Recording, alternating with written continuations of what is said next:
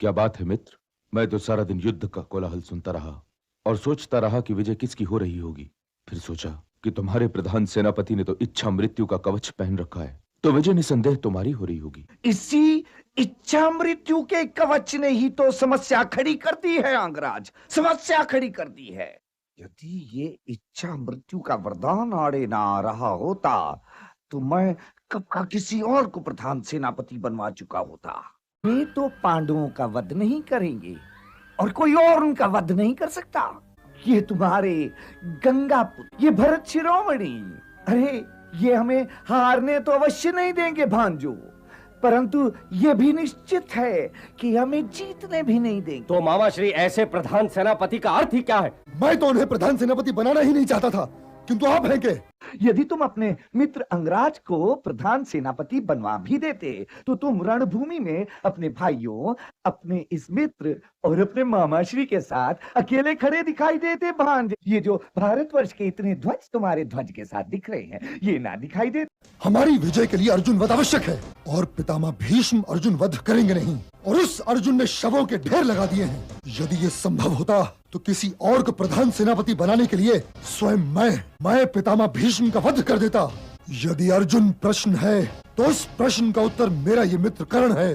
हे भगवान, सारे अन्याय मेरे ही साथ क्यों?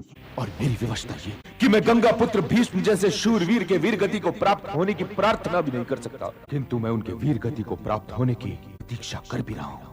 मैं ये पाप कर रहा हूँ महादेव। मेरे और इस युद्ध के बीच में केवल वही खड़े हैं, और यदि मैंने इस युद्ध में भाग नहीं लिया तो चाहे मैं 1000 बार जन्म ले लूं, फिर भी मैं दुर्योधन का ऋण नहीं चुका पाऊंगा। गंगा पुत्र से कहो कि वो मुझे इस युद्ध में भाग लेने के लिए आमंत्रित करें। हे संजय, मुझे तो प्रिय अर्जुन की बातों से ऐसा लग रहा है कि वो अब इंद्रप्रस्थ भी नहीं मांगेगा, और यदि ऐसा हुआ तो दुर्योधन के दुराग्रह की प्यास भी बुझ जाएगी। मैं उसे प्रिय पांडवों को 5 गांव देने के लिए भी मना लूंगा। युद्ध तो यूं समझो कि अब होगा ही नहीं, क्योंकि यदि अर्जुन युद्ध नहीं करेगा तो फिर उधर से युद्ध करेगा कौन? वो तो अब गांडीव उठाने वाला नहीं है संजय, क्योंकि जब तक उसे अपने प्रश्नों के उत्तर नहीं मिलते तब तक तो वो युद्ध के लिए तैयार नहीं होगा, और उसके प्रश्नों के उत्तर तो स्वयं देवकी नंदन के पास भी नहीं हो सकते। दुर्योधन भी है तो मेरा ही भाई ना।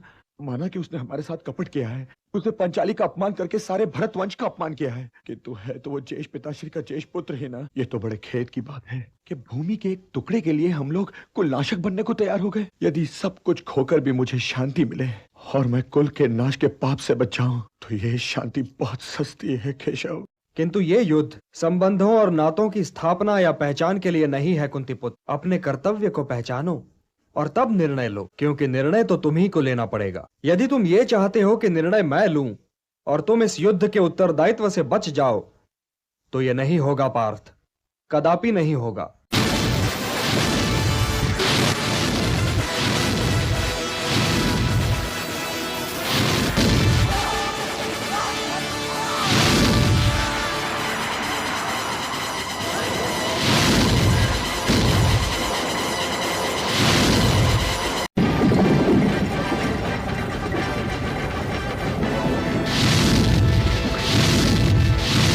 पितामह, वासुदेव और अर्जुन के संयोजन का सामना जब आप और आचार्य द्रोण तक नहीं कर पा रहे हैं तो ये किसके रोके रुकेंगे? और जिस योद्धा में इन्हें रोकने की क्षमता है उसे आप अपने ध्वज की छाया तक देने को तैयार नहीं है। वो असभ्य योद्धा मेरे ध्वज तले युद्ध नहीं करेगा।